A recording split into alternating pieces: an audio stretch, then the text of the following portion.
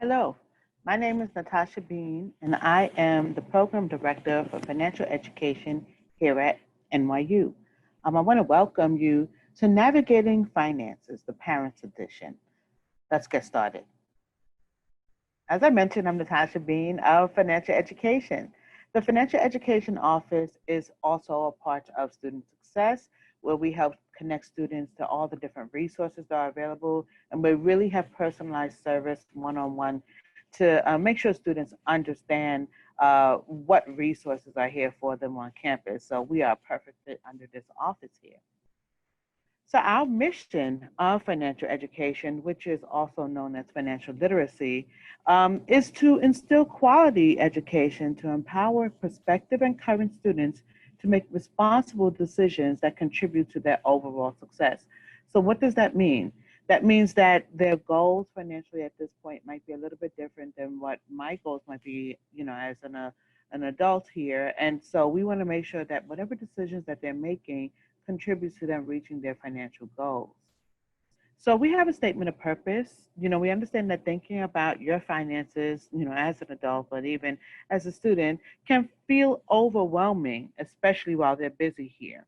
So NYU Financial Education is committed to partnering with current NYU students to provide the tools and support to help them navigate their financial choices and make informed fiscal decisions.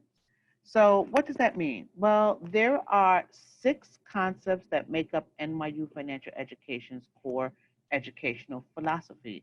We talk about planning, so creating, implementing planning strategy, budgeting for that matter, earning, so understanding their earning power and potential, and then what financial effects of the economy and their future employment might affect their earnings, savings and investment. We talk about growing their assets and understanding the importance of savings and investing and just even where to start. Protecting, like once they get financial resources, protecting that, protecting their identity, protecting personal property. Spending. We talk about managing their money, but how also looking at how they're spending their money, what goals they have in mind in order to spend properly. And then folks may have to borrow money. So we talk about borrowing wisely and making sure that they are building up their credit and understanding what debt does. So we have a little bit of an agenda today. We're going to talk about financial aid explained. Literacy and aid go hand in hand. We're going to talk about why folks should engage with financial education. We're going to talk about preparing your student financially and then how to connect with us. So financial aid explained. There are several applications and forms that are needed to get financial aid from NYU. Two of them are listed here. The free application for federal student aid, also known as the FAFSA form. Keyword is free, but that is the first thing that's needed in order to get federal student aid from NYU. That is to be considered for any type of grants, loans, potentially work study, and that typically is filled out every year annually to get reconsidered for those types of aid. The next form and application, which is very important for NYU, is the CSS profile, which is the College Scholarship Service Profile. It must be completed when a student is entering NYU, so in their first year, by our deadlines in order for us to consider a student for need-based scholarship aid. This profile, it costs money, and students have to complete this. Is based on their parents' income information. And once we receive this information, we're able to consider students for NYU scholarship. If they have not completed that, then they are not going to be eligible for NYU scholarship funding. So let's talk about some of the need-based aid that a student may be eligible for. Some things that they may be eligible for are grants, which are Pell Grant, which is the commonly thing from the federal government, is a grant that you're eligible for. This is a grant that you do not have to be repaid, and it's something that there's a limited amount of it, but a student is eligible for that. It's based on income of the parents. Scholarships, this free money, typically merit and or need-based scholarships that does not have to be repaid from NYU. Scholarships can be from the institution and or outside, so through any of these organizations that students might be applying for.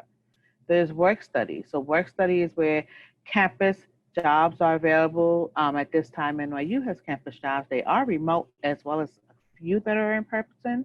But this is money that a student can earn that's paid directly to them, that they do not have to be repaid. And then, of course, that's something that students get as in terms of wages. And then loans. So loans are something that students may have to use, parents and students, in order to fund the remainder of their education. So the rate of money that's offered is a little bit lower than what parents might be able to find out there. And sometimes they are better for students to take out fixed by the government in order for them to help with their educational costs. So financial education and why. So when you look at all the things that are listed, little icons on the screen, financial aid is the money such as grants, loans, scholarship that's given to the student to pay their tuition. Well, what does education have to do with that? We teach you how to pay back your money. Like, what do interest rates mean? What does capitalization mean? If I borrow 5,000, how much would that be in 5 years or 4 years? And so we give you the knowledge to understand the money that's given to you so that way you could graduate and do successful things in life. It's like if I gave you a car, but you don't know how to drive it. It's nice to have the car, but until you know the things that you need, like the brake and the gas, you won't be able to utilize it to the best of the ability that the use of the car is for. So we want to make sure that you're able, with the aid that you're offered and just with money in general, that you're able to utilize those things to the best of your ability. So why financial literacy? Like, what does that mean? It's important to prepare our students for the real world in any way possible. We want to foster healthy relationships with their finances. Like, we understand that everybody has some relationship with money, be it positive or not so great. And we want to make sure that students leave here empowered to understand the implications of, buying Starbucks every day, or how that is on their future financial choices, and that students are comfortable with discussing money, negotiating things that they might need, and then understanding, how this has impacted them and how to just be in a great, sustainable place in life. What do we do? Well, we do it through several different ways. Presentations. So we offer presentations throughout the year, similar to what I'm doing now, like webinars on different topics based on information for them to understand their finances.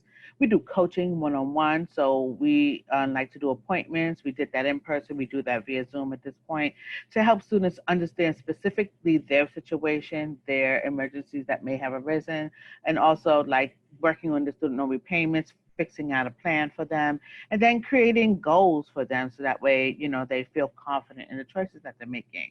We do interactive workshops where we create an engaging environment to kind of like help them understand different things, make learning about finances fun and engaging for them. Things like taxes, helping them understand, do I need to pay taxes?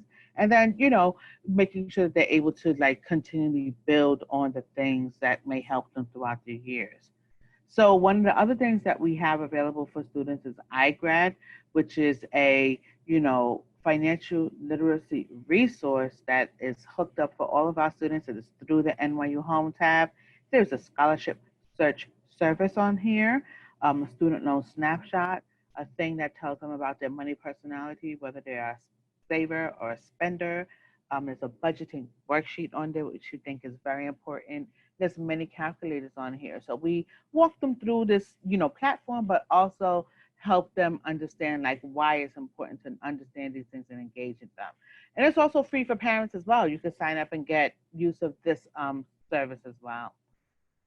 So then how do you as a parent prepare for your student financially to be successful in all of their choices? Well, a couple of things. We want you to think about ways that you can continue to prepare them, not all at once, but, incrementally. Like, questions are, how much spending money should I give to my student, while they're here? And that depends on your financial situation, but also what conversations you've already established in place with the family, with the student, I meant. Basically, some are between $100 and $200 a month, but this question is based on like, what is your understanding and their understanding on what's going to be covered as far as like incidentals, eating habits, occasionally Starbucks, ordering out. Like I know that's a lot of things that folks are concerned about, like folks having access to food that they like and enjoy and are healthy for them for that matter.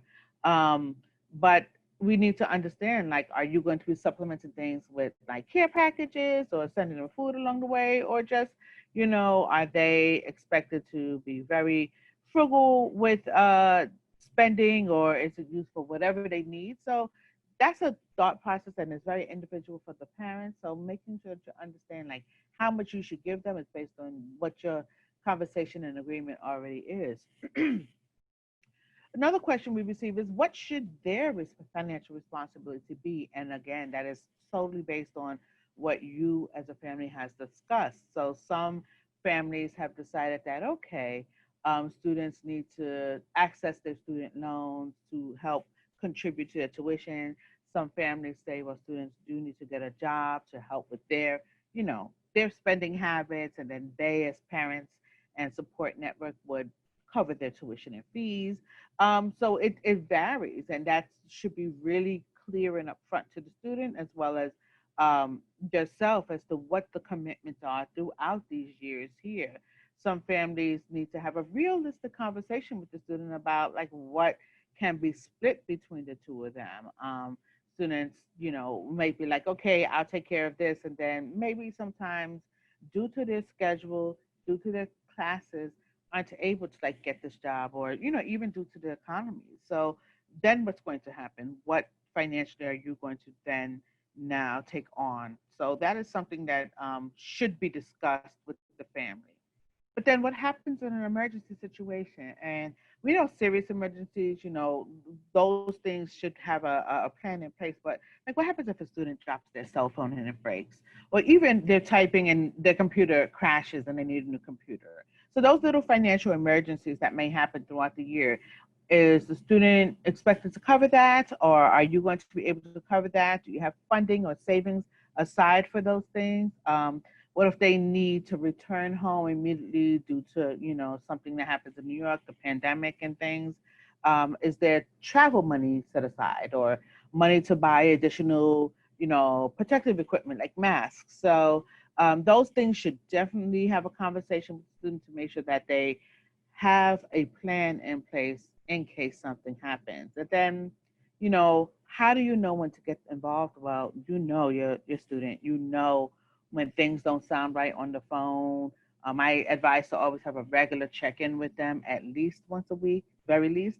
But when things aren't going right. Trust your intuition, but then connect them to the resources that are available. So making sure you connect them with financial education, you connect them with student success, their advisor. We're here to help them be successful in many aspects of what's going on in their academic life.